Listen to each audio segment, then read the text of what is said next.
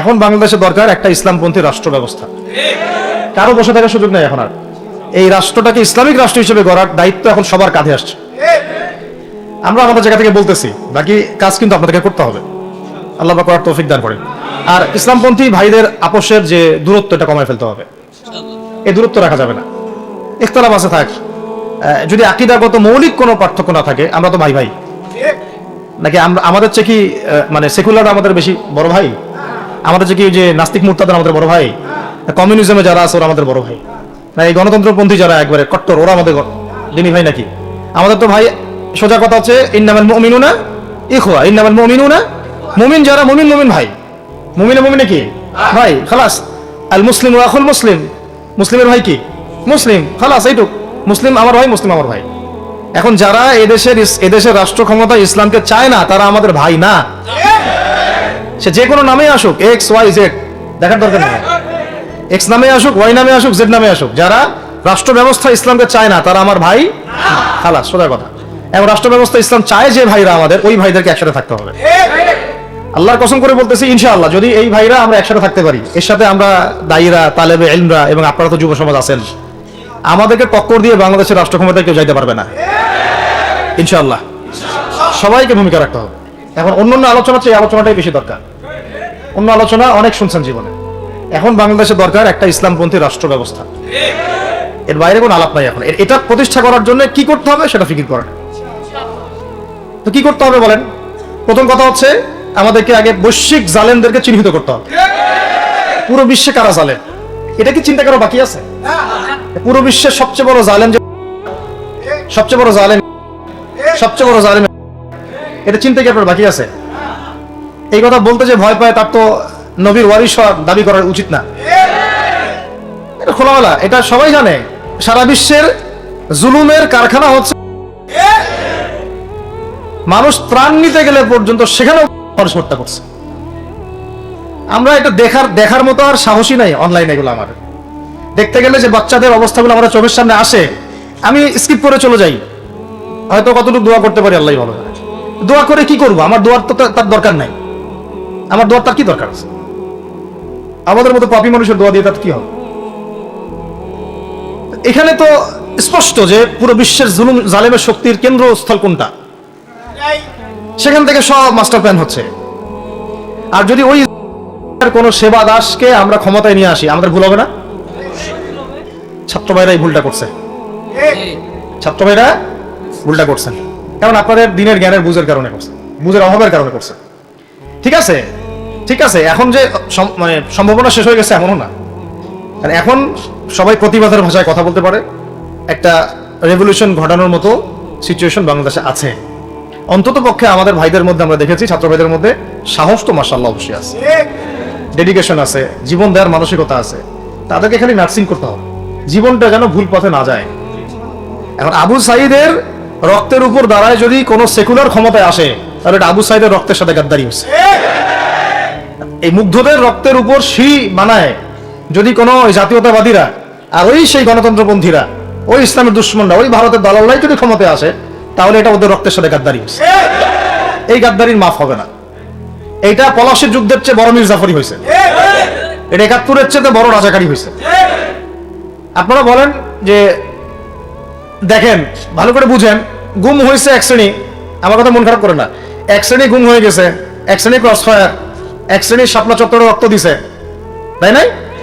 এক শ্রেণী ওলামায়ে কেরাম মামলা নিয়ে ঘুরে বেড়াচ্ছে মাথার উপরে, এক শ্রেণী ছাত্র ভাইরা রাস্তায় শহীদ হলো, আর এক শ্রেণীর ছাত্র ভাইরা পঙ্গু হয়ে হাসপাতালে বেডে পড়ে আছে। ক্ষমতায় গেছে কারা? নতুন এক শ্রেণী। হ্যাঁ, এবং ওখানে এমন কিছু মানুষ আছে যাদের সাথে আন্দোলনের কোনো সম্পর্ক ছিল না, সম্পূর্ণ উড়ে এসে জুড়ে বসছে তারা। আর আমরা যদি ইনশাআল্লাহ আজ্জা ওয়া জাল যদি আমরা এটাকে মদিনা রাষ্ট্র বানাতে পারি, এই বাংলাদেশকে যদি আমরা একটা মদিনা রাষ্ট্র বানাতে পারি, ইনশাআল্লাহ কালকে গাজওয়াতুল হিন্দ হবে ইনশাআল্লাহ। ওটার জন্য রেডি আমরা ইনশাআল্লাহ। পাকিস্তানের কাছে কিছুই নাই, আছে খালি 10টা-12টা পারমাণবিক মনো অস্ত্র, তাতেই ভয়ে কাঁপতে থাকে। চায়না খালি একটু ভয় দেখায় যে আগাইলে কিন্তু সিকিম নিয়ে নিব, আগাইলে কিন্তু চিকেন নেক গিলে ফেলবো। চায়নার ওই ছোট ছোট যোদ্ধাদের কাছে যে মাইটটা খায়, আর আমাদের এখানে দেখা যায় যে সীমান্তর মধ্যে একটা কৃষকও যদি সীমান্ত থেকে দূরেও হাল চাষ করে, ওকে গুলি করে মেরে ফেলে। ফেলানি? ফেলানির কথা ভুলে গেছেন আপনারা? আমাদের বন্যা, এরকম কতগুলো মানুষকে সীমান্ত হত্যা করে মারা হয়েছে। আজকে গুগলে গিয়ে সার্চ করে দেখেন কতগুলো মানুষকে বিগত 15 বছরে সীমান্ত হত্যা করা হয়েছে। তো এখানে আমাদের স্বাধীনতার প্রশ্ন আসে না? এখানে গণতন্ত্রের কথা আসে না? সার্বভৌমত্বের কথা আসে না? না, বরং তারা ক্ষমতার জন্য ওদের কাছে ঈমান বিক্রি করে দিয়েছে। ক্ষমতার জন্য এই উগ্রদের কাছে, মানে উগ্র হিন্দুত্ববাদীদের কাছে ওরা তাদের ঈমান, ওদের আমল, ওদের তাকওয়া, ওদের দিন সব বিক্রি করে দিচ্ছে। এই জন্য আমি আগে বলেছি একটা লেকচারে যে আমরা যদি বিরিয়ানি খেতে চাই, আপনি যদি বিরিয়ানি খেতে চান একটা পাত্র নেবেন কি না? আচ্ছা, পাত্রটা যদি ময়লা থাকে খাবেন? পাত্র অনেক ময়লা আছে, আপনি কি ওইখানেই বিরিয়ানি ঢালবেন, ঢেলে খাওয়া শুরু করবেন? সবার আগে আপনি কি করেন? এটাকে ধোন, পরিষ্কার করেন, তাই না? বাংলাদেশকে যদি আপনি ইসলামী রাষ্ট্র হিসেবে করতে চান, আগে এই দেশের মধ্যে যে পয়জন গুলো আছে এগুলোকে দূর করতে হবে, সমস্ত পয়জনকে ধুয়ে সাফ করতে হবে। তারপরে যে খেলাফা বা শরিয়া বা ইমারা যেটাই আসুক, ইমারা এক জিনিস, খেলাফা আর এক জিনিস। আমি এক কথায় বোঝাচ্ছি ইসলামী রাষ্ট্র ব্যবস্থা, এক ইসলামী রাষ্ট্র ব্যবস্থা। যদি ইসলামী রাষ্ট্র ব্যবস্থা তারপরে আসে, জমিন সাফ করার পরে, তখন সেটা সাস্টেইন করবে ইনশাআল্লাহ। আর যদি ময়লার মধ্যেই ইসলামী রাষ্ট্র কায়েম করতে চান, তখন হবে উদাহরণটা এরকম যে আপনি এই নোংরা ড্রেনের মধ্যে নেমে গায়ে সাবান মাখা শুরু করছেন, হাততে কোনো লাভ হবে না, বরং ওই নোংরাই আপনাকে খেয়ে ফেলবে। ঠিক আছে? ডেমোক্রেটিক সিস্টেমের মধ্য দিয়ে যদি আমাদের ভাইরা ক্ষমতা যেতে পারে, যাক না, সমস্যা কিছু নাই। এটা কতটুকু জায়েজ না জায়েজ, হালাল হারাম সুন্নাত, এদিকে আমি যাচ্ছি না। এবং এটা নিশ্চিত তারাও জানে এটা সুন্নাত না, তারাও জানে এটা কি না, সুন্নাত পদ্ধতি না। কারণ রাসূলুল্লাহ সাল্লাল্লাহু আলাইহি ওয়াসাল্লাম দাওয়াতের মধ্য দিয়ে এবং সশস্ত্র যুদ্ধের মধ্য দিয়ে মানে মক্কা বিজয় করেছেন। দাওয়াতের মধ্য দিয়ে তিনি মদিনা রাষ্ট্র কায়েম করেছেন। তারপরে মদিনা রাষ্ট্রকে বেস করে আস্তে আস্তে আরো রাষ্ট্রকে এক্সপেন্ড করেছেন। বদর, উহুদ, খন্দক, খায়বার এগুলো হয়েছে, আস্তে আস্তে মক্কা বিজয় হয়েছে। মূল ছিল আগে মদিনা রাষ্ট্রটা কায়েম করা। তো আমরা যে কোনো ভাবেই হোক মদিনা রাষ্ট্রটা আমাদের কায়েম করতে হবে আগে, তারপরে ইনশাআল্লাহ তাআলা দেখবেন হ্যাঁ ওই অখণ্ড ভারত আমরাও কায়েম করবো ইনশাআল্লাহ। সংখ্যা দিয়ে কিচ্ছু না, ওদের সংখ্যাকে আমরা ভয় পাই? ওদের সংখ্যাকে ভয় পাওয়ার কিচ্ছু নাই, সংখ্যাকে ভয় পাওয়ার কিচ্ছু নাই। কারণ কোরআন, আমার সামনে যে কোরআনটা আছে এটা দেখে একটু খারাপ লাগলো। কোরআনের যে অবস্থা, এটা খুব মনে কষ্ট দিল আর কি। কোরআনটা হবে চকচকা, এটা দেখে বোঝা যাচ্ছে এটা অনেকদিন কেউ পড়েই নাই। আপনাদের বাসায় যদি কোরআনের এই হালত হয়, তাহলে আমাদের দ্বারা দিন কায়েম হবে না। আপনার কোরআনের হালত হবে এমন যে কোরআনে এক বিন্দু পরিমাণ কোনো ময়লা নাই, প্রত্যেকদিন আপনার হাতের স্পর্শেই ময়লা দূর হয়, তখন এই কোরআন আপনার পক্ষে কথা বলবেন ইনশাআল্লাহ। তো ভাই কোরআনের কাছে চলে আসেন, আর দেরি করেন না, সময় নাই। আল্লাহ পাক সবাইকে কবুল করেন, আমিন।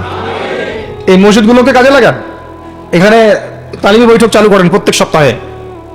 আমি যদি প্রত্যেক মাসে রংপুরে আসি, প্রত্যেক মাসে সময় দেবো ইনশাআল্লাহ।